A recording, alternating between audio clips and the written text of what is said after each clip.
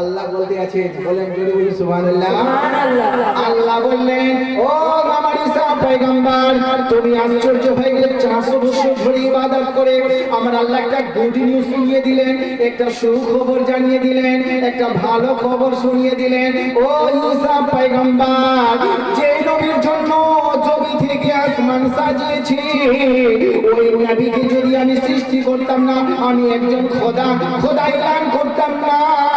এই ঈসা পয়গম্বর যদি কোন নবী মুহাম্মদুর রাসূলুল্লাহর কোন উম্মতিরা আল্লাহ কবিরা শাবানুল মুআজ্জামের অর্থাৎ হালওয়া রুটির দিনে রাতে যে ব্যক্তি দূর রাত নফল নামাজ পড়বে, আল্লাহ কবিরা 400 বছরের ইবাদতকে এক পাল্লায় রেখে দিবে, যত সওয়াব পাওয়া যাবে।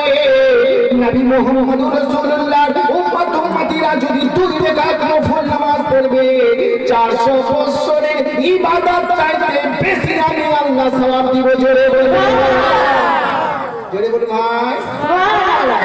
400 বছর ধরে ইবাদত করাতে যত সওয়াব, আমার শেষ নবীর উম্মতিরা যদি শাবান মুআজ্জামের 15 তারিখের রাতে দুই রাকাত যদি নফল নামাজ পড়বে, 400 বছরের ইবাদতকে এক পাল্লায় রেখে দাও, আর এক রাতে দুই রাকাত নামাজকে এক পাল্লায় রেখে দাও, ওর চাইতে বেশি ভারী হবে। জোরে বলুন সুবহানাল্লাহ।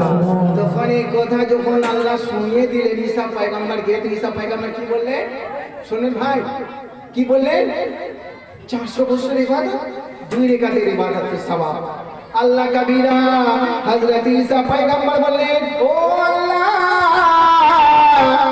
ও গো আল্লাহ, যে নবীর উম্মত যদি দুই রাকাত পড়ে 400 বছরের ইবাদত চাইতে বেশি যদি সওয়াব পায়, তাহলে আল্লাহ কাল যদি আমি ও শেষ নবীর উম্মত হতাম। একজন নবী আমাদের শেষ নবীর উম্মত হওয়ার আকাঙ্ক্ষা করেছেন। জোরে বলুন সুবহানাল্লাহ। তবে রাজা সেই নবীর আজকে আমরা উম্মত আছি গো। আজকে আমাদের ভিতরে পরহেজগারি নেই, আবেদি জাহেদি তাহিরি মুত্তাকি নেই।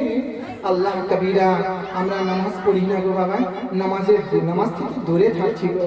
আল্লাহ কবিরা নবী পাক সাল্লাল্লাহু আলাইহি সাল্লাম ইরশাদ করেন, জান্নাতীদেরকে সুখবর দেওয়া হবে, ও জান্নাতি তোকে তু হে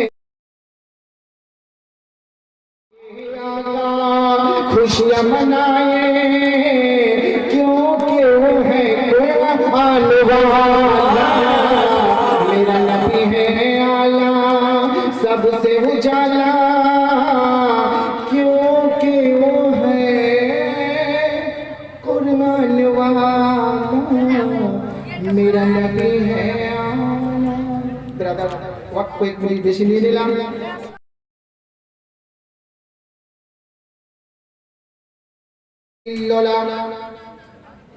লা ইলাহা এই দুটো শোনো।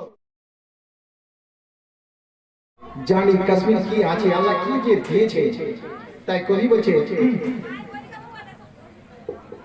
क्या करेगा वो जाके कश्मीर में,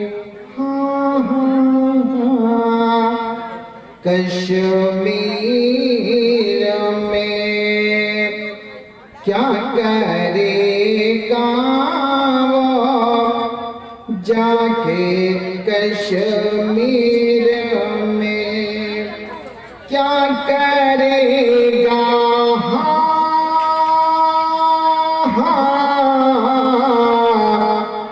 क्या करेगा वो जाके कश्मीर में, कश्मीर में,